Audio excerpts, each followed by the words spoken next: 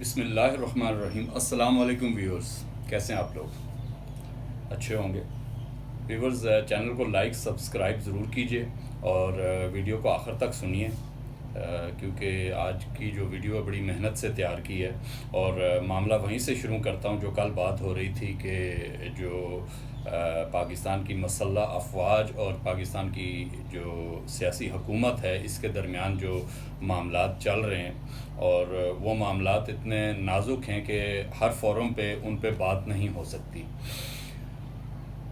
کیونکہ اس وقت پوری دنیا میں جو حالات ہیں، جو ایک صف بندیاں ہو رہی ہیں ملکوں کے درمیان، اس میں جو پاکستان بننے سے لے کر آج تک ایک امریکہ کے ساتھ درینہ تعلقات میں رہا اور مغربی دنیا کی طرف ہی اس کے جو ہیں باہیں پھیلی رہیں، ملک کی نہیں، ملک کے اوپر جو حکمرانی کرنے والے سیاستدان تھے ان کی، اور آج بھی ان کی زمینیں جائیدادیں، ان کے بچے، ان کے بچوں کی شادیاں اور معاملات ابھی تک مغربی ممالک میں ہیں۔ تو اس وقت جو صورتحال امریکہ کی ہے کہ وہ اس کو اپنی وہ حیثیت چھنتی نظر آ رہی ہے، اور اس وقت ایشیا میں پاکستان ایک مرکزی حیثیت میں کھڑا ہے۔ روس، چین، پاکستان، ترکی اور یہ باقی جو روس سے علیحدہ ہو کے مسلمان ریاستیں ہوئی ہیں، تاجکستان، ازبکستان، ترکمانستان، تو اس وقت امریکہ کے لیے بڑی ہی ایک مشکل صورتحال ہے، اور اس کے ساتھ جو اس وقت الائے ہے صرف ایک انڈیا رہ گیا ہے، اور انڈیا بھی امریکہ اور انڈیا دونوں ایک دوسرے پر شکوک و شبہات رکھتے ہیں، لیکن پاکستان کے معاملے میں دونوں ایک ہی پیج پر ہیں۔ تو بات جو معاملہ افواج اور حکومت کے درمیان ہے DGISI کے معاملے میں، اس میں بھی اس وقت جیسے میں نے آپ کو بتایا ہے کہ جب سے پاکستان بنا ہے تب سے اس کے اندر کے جو سیاستدان، بیوروکریٹس، ہمارا نظام عدل اور بیوروکریٹس یہ وہی ہیں جو نظام انگریزوں نے اپنے دور میں ترتیب دیا ایک غلام ملک کے لیے، کہ وہ انگلینڈ میں ان کا بادشاہ بیٹھ کے یہاں پہ حکومت کرتا تھا، اور حکومت کے جو انتظامی امور چلانے کے لیے بیوروکریسی وہاں سے آتی تھی، اور یہاں کی غلام عوام کے اوپر وہ کمشنرز کی صورت میں یا سیکٹریز کی صورت میں یا محکموں کی صورت میں ان کے افسران آتے تھے اور یہاں کے عوام کو کیڑے مکوڑے سمجھتے تھے۔ تو 1947 میں وہ انگریز تو چلے گئے، لیکن وہ نظام اسی طرح 19-20 کے فرق کے ساتھ اس ملک پہ رائج رہا اور ابھی تک رائج ہے۔ تو آج جب امریکہ کو ضرورت پڑی ہے تو یہ اسی نظام کا سہارا لیتے ہوئے اور انہی سیاستدانوں کا سہارا لیتے ہوئے وہ راستے ڈھونڈ رہے ہیں جن راستوں سے اس وقت کی جو ہماری فوجی اور سول قیادت ہے اس کو کسی طرح رام کر سکیں۔ اب جب اپوزیشن آپ کے سامنے ٹوٹ پھوٹ کا شکار ہے، خاص کر نون لیگ اور پیپلز پارٹی صرف ایک اندرون سندھ تک محدود ہو کے رہ گئی ہے،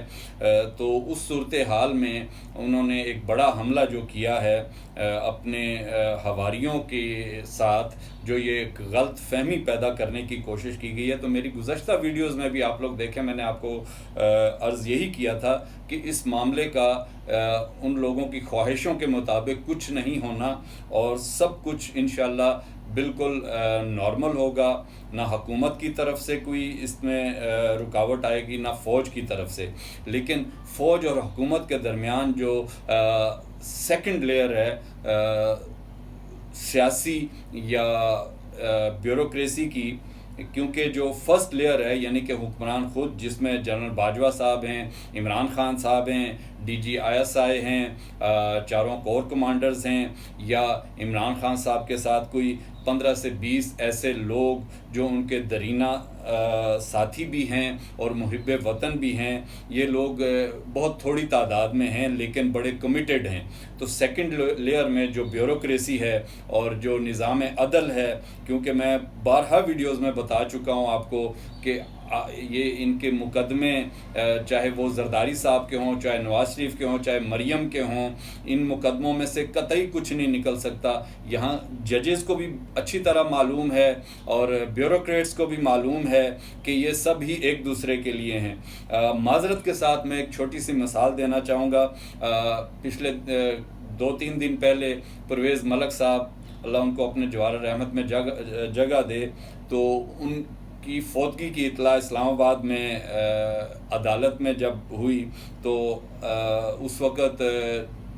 محترم جج صاحب اس کا ذاکر جعفر کا مقدمہ سن رہے تھے، تو وہ اسی وقت انہوں نے اس مقدمے کو جلدی سننے کے بعد اس فوتگی کے لیے انہوں نے روانہ ہونا تھا۔ تو کہنے کا مقصد یہ ہے کہ یہاں پر جو اوپر ایک معاملہ بن گیا ہے، بیوروکریسی ہو گئی، نظام عدل ہو گیا، اور اس طرح کے بہت سے جو اوپر کے نظام ہیں جس میں کاروباری لوگ، سیاستدان، وکلا، ججز، یہ وہ لوگ ہیں جنہوں نے اپنا ایک کارٹل، مضبوط کارٹل بنا لیا ہے، اور جس میں عام عوام کی جگہ نہیں ہے۔ جیسے آج وہ ایک عثمہ بخاری صاحبہ ہیں، وہ ایک عدالت کے اندر جانا چاہ رہی تھیں کسی مقدمے کے، ان کا اپنا مقدمہ نہیں تھا، لیکن جس طرح یہ جتھا بنا کے مریم نواز اور اس طرح کے مریم صفدر ان کے وہ مقدموں میں عدالتوں میں گھستے ہیں، تو وہ وہاں پہ سیکیورٹی پہ مامور پولیس والے نے روکا، تو وہ ان کو نمبر ملا کے کہہ رہی تھی کہ یہ بار کے صدر سے بات کرو۔ تو بات یہی ہے کہ یہ وکلا حضرات کی جو بڑی بڑی تنظیمیں ہیں، ان کی ان سیاستدانوں کے ان پہ اثر رسوخ، اور یہ تمام لوگ، ابھی پچھلے دنوں ایک بار کے صدر، جو بہاول نگر بار کے صدر کی پرویز الہی سے ملاقات ہوئی، اور پرویز الہی نے ان کو وعدہ کیا کہ جو سہولتیں نواز شریف نے آپ سے واپس وہ شہباز شریف نے آپ سے واپس لے لی تھیں، دوائیوں کے خرچے اور فلانے فنڈ اور یہ وہ، تو یہ اسی طرح جو آنے والے دنوں کے لیے اپنی تیاری کرتے ہیں سیاستدان اور وکلا بارز، اور یہ گٹھ جوڑ جس میں عوام کو سوائے ذلت کے کچھ نہیں ملتا، تو یہ سارے اکٹھے ہو جاتے ہیں۔ تو اس معاملے کو بھی پھیلانے میں اور اس معاملے کو طول دینے میں بیوروکریسی اور سیاستدانوں کے اس حصے کا عمل دخل ہے جو ایک کمزور اپوزیشن سے تو کچھ حاصل نہیں ہو رہا، تو ایک امریکہ سے ڈور ہلتی ہے اور اس کو تقویت انڈیا سے دی جاتی ہے، اور پھر لندن سے اس کے لیے معاملات جو ہیں وہ بھرے جاتے ہیں۔ تو یہ معاملہ اس کے سوا کچھ نہیں ہے، اور اس میں جو ہماری صحافت ہے اس کا ایک حصہ، جس میں ابصار عالم، نجم سیٹھی، سلیم صافی اور غریدہ اور عمر چیمہ، اس طرح کے لوگ ایسے الفاظ ملک کے اندر ان معاملات میں ایسے الفاظ ڈالتے ہیں، اور پھر آپ جب انڈیا کا میڈیا سنیں تو وہی الفاظ انڈیا کا میڈیا استعمال کرتا ہے، اور وہی پھر انٹرنیشنل نیریٹو بنا کے ہماری فوجی اور سول قیادت کو اس وقت بدنام کیا جا رہا ہے۔ اور اسی طریقے سے یہ بیوروکریسی جو ہے، اس وقت ملک میں جو مہنگائی کا طوفان آ رہا ہے، اس وقت گیس کی جو ایک مس مینجمنٹ کر کے گیس کی قلت پیدا کی جا رہی ہے، کراچی میں آلریڈی آٹے کا بحران ہے، لاہور میں وافر گندم اور آٹا ہونے کے باوجود لاہور کے شہریوں کو جو ہے اس وقت آٹے کی کچھ قلت کا سامنا ہے۔ یہ وہ ہتھ گنڈے ہیں جو اس وقت ہماری بیوروکریسی اور ہمارے ناکام سیاستدان جو ہیں وہ کردار ادا کر رہے ہیں۔ اس وقت میں گزارش انہی لوگوں سے کروں گا کہ جو ورکرز ہیں، چاہے وہ پیپلز پارٹی کے جالے ہیں یا نون لیگ کے متوالے ہیں، کہ اس وقت خبروں کو اور حقائق کو سامنے رکھتے ہوئے اپنے وطن کے لیے، اپنے ملک کے لیے ان چیزوں کو خود سے سمجھنے کی کوشش کریں۔ اور دوسرے نمبر پہ تحریک انصاف کے جو اس وقت حامی ہیں، ینگسٹرز یا عام پبلک میں یا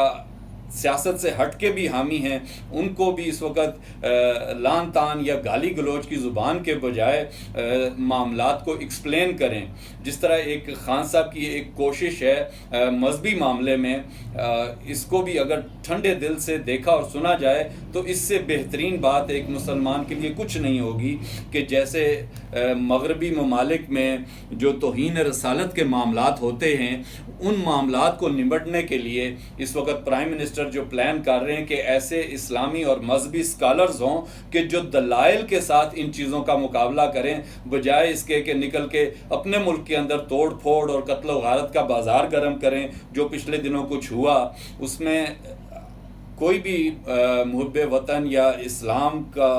یا محمد صلی اللہ علیہ وسلم کا نام لینے والا ان معاملات پہ بات کرنے سے بھی کترا رہا ہے کہ یار یہ میرے پیچھے نہ پڑ جائیں۔ تو میں بات اس لیے کر رہا ہوں کہ الحمدللہ مجھے یقین ہے کہ کسی بھی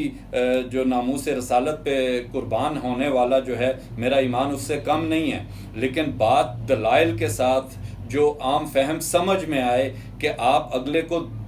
دلیل سے رام کریں، بجائے اس کے کہ ڈنڈے سے اور ہڑتالوں سے اور اپنے ملک کے لوگوں کی املاک جلا کر یا ان کی جانیں لے کر آپ تحفظ ناموس رسالت کے لیے کچھ نہیں کر سکتے۔ میرے خیال دین کے معاملات ہوں، تعلیم کے معاملات ہوں، جو کچھ یہ اس وقت عمران خان کر رہا ہے، اس سے بہتر خدمت میں نے کسی دینی و سیاسی جماعت کی اب تک دیکھی نہیں ہے۔ جیسے کل یہ اعلان ہوا ہے پنجاب کے اندر، جو ہے ڈاکٹر مراد راس نے اعلان کیا ہے کہ یکم سے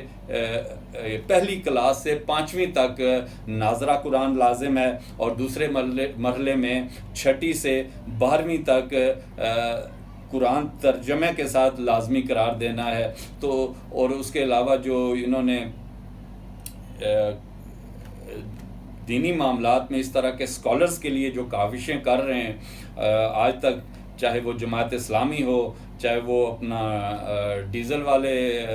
ایک ہیں مولوی صاحب وہ ہوں، کوئی بھی ہو، سوائے باتوں کے ان لوگوں کے پاس کچھ نہیں ہے، اور سوائے مغربی ایجنڈے کو تقویت دینے کے اور مغربی غلاموں کے پیچھے چلنے کے ان سیاستدانوں کے پاس کچھ بھی نہیں ہے۔ اور اس وقت میں تو اس حد تک کہنے پہ تیار ہوں کہ تحریک انصاف کے اندر بہت زیادہ غلط لوگ بھر چکے ہیں۔ اب اگر خان صاحب اس تحریک انصاف کو بھی اگلے الیکشن سے پہلے فارغ کر کے ایک نئی جماعت یا اسی جماعت کو صاف کر کے آگے بڑھیں، کیونکہ اس میں بھی بہت سے ان بیوروکریٹس کے حامی، ان پرانے نظام جس نے عوام کو غلام بنا رکھا ہے، جس میں خاص کر میں اس کو نظام عدل کے متعلق، ہمارے معزز جج صاحبان کے متعلق بات کر رہا ہوں کہ جن کے پاس کسی مقدمے کا کوئی فیصلہ نہیں ہے۔ ان کو نواز شریف کی جیلی بیماری پہ تو ترس آ جاتا ہے، لیکن اس وقت جو کچھ تذلیل عام انسان کی ہو رہی ہے، ابھی کل میں نے گجرانوالہ کا ایک ASI ہے، اس کو تھانے میں ایک خاتون پہ تشدد کرتے ہوئے اس کی ویڈیو دیکھی ہے، اور دل دکھتا ہے کہ ان لوگوں کا پوچھنے والا کوئی نہیں ہے۔ میرا نہیں خیال کہ اس عورت کا جس کو ASI بہت بہیمانہ طریقے سے اس پہ تشدد کر رہا تھا، اس کا جرم میرا خیال ہے مریم بی بی کے اوپر جو الزام ہے اس سے کہیں چھوٹا ہوگا۔ لیکن ان بے شرم، مطلب ان بالکل جن کو احساس ہی نہیں ہے کہ غریب جن کا پوچھنے والا کوئی نہیں ہے، یہ پنجاب پولیس کو کیا ہو گیا ہے۔ یہ IG تو بہت اچھے آدمی ہیں، لیکن یہ نیچے جو حد سے گزر گیا ہے ان پولیس والوں کا ظلم، ان کو کیا اپنی موت یاد نہیں ہے؟ بہرحال ایک پولیس والا سدھر گیا تو کیا ہو سکتا ہے، یہاں پر بہت اچھے نیک وکلا ہیں، لیکن ان بڑی بڑی تنظیموں کے نیچے دبے ہوئے ہیں اور ان کی بھیڑ چال میں چل رہے ہیں۔ اور امید آخری میری وکلا ہی ہیں۔ ایک وکیل نے یہ ملک بنایا تھا اور وکیلوں کے ہاتھ ہی سدھرے گا، لیکن اب تک جو تنظیمیں وکلا کی بڑی بڑی تنظیمیں ہیں جن کے نیچے اچھے اور اچھی سوچ رکھنے والے، محب وطن سوچ رکھنے والے وکلا دبے ہوئے ہیں، تو امید پہ ہم لوگ معاملات کو لے کے چل سکتے ہیں۔ اگر امید ختم ہونا تو گناہ ہے، تو اس لیے کسی بھی حد میں ہم نے امید اپنی نہیں چھوڑنی۔ تو معاملہ جو بات وہی ہے کہ DGISI والا معاملہ صرف انتظامی معاملات میں کچھ بیوروکریسی کا ہیر پھیر ہے، اور اس کے علاوہ سیاسی و فوجی قیادت بالکل کمیٹڈ ہے، اور جس نازک صورتحال میں ملک ہے اس میں فوج کو اور خان صاحب کی جو ایماندار ٹیم ہے اس کو بالکل احساس ہے کہ ہم کسی قسم کا جو کانفلکٹ یا اندرونی معاملہ ایسا افورڈ نہیں کر سکتے. یہ صرف امریکہ کی اور انڈیا کی ہلائی ہوئی ڈوریاں ہیں، اور جو اپنے ان غلاموں کی مدد سے اس کو چلا رہے ہیں. اور اس میں نام لینے میں بالکل جو ہے پس و پیش نہیں کروں گا. جس طرح پرویز خٹک صاحب ہیں، 20-22 لوگوں کا انہوں نے تڑی رکھی ہوئی ہے. خسرو بختیار ہے، 20-22 لوگوں کی اس نے تڑی رکھی ہوئی ہے. جہانگیر ترین صاحب ہیں جن کا 20 سے 25% شوگر کے معاملے میں کنٹرول ہے پاکستان میں. وہ جیسے کل مہنگائی پہ لیکچر دے رہے تھے. کوئی اس طرح کے لوگ، اور اسی طرح بیوروکریسی اور عدلیہ میں لوگ کہ جو چاہتے ہیں کہ ہم مغرب کے غلام رہیں. تو اس وقت امریکہ اپنی ساکھ کو بچانے کے لیے اس طرح کے معاملات کو اٹھا رہا ہے. تو یہ بحیثیت ذمہ دار پاکستانی ہم سب کو یہ چاہیے کہ ان چیزوں پہ کان نہ دھریں. جس طرح کی یہ ہمارے پاس جو صحافی ہیں، میں دوبارہ عرض کر دوں کہ نجم سیٹھی، ابصار عالم اور سلیم صافی اور غریدہ اور منصور علی خان، اور نام لیتا جاؤں تو پوری رات ہی گزر جائے گی. تو بہرحال کچھ صحافی جو کل کچھ پریشان اور تذبذب میں نظر آئے، جس میں صابر شاکر صاحب ہیں. صابر شاکر صاحب بڑے ہی کمیٹڈ ہیں. وہ اس کو پیشہ نہیں بلکہ ایک عبادت کی طرح اپنی بات کرتے ہیں. لیکن کل میں نے ان کو بھی کچھ معاملات میں غصہ ان کا نظر نہیں آتا، آپ لوگوں نے فیل نہیں کیا ہوگا، لیکن میں نے ان کے اندر اضطراب اور غصے کی جو کیفیت کل دیکھی ہے وہ پہلے نہیں دیکھی. تو میں ان سے بھی عرض کروں گا کہ اس وقت مغربی اور امریکی اور انڈین اور ان کے جو ہماری صفوں میں موجود ہواری ہیں ان کی طرف سے بڑے بڑے حملے کیے جائیں گے. ہم نے صبر اور ہمت اور استقامت کے ساتھ ان کا مقابلہ کرتے ہوئے پاکستان کو اس غلام سمت سے موڑ کر ایک اچھی سمت کی طرف لے کے جانا ہے. اور اسی بات کو جاری رکھتے ہوئے انشاءاللہ آپ لوگوں سے کل ملاقات ہوگی. اللہ حافظ.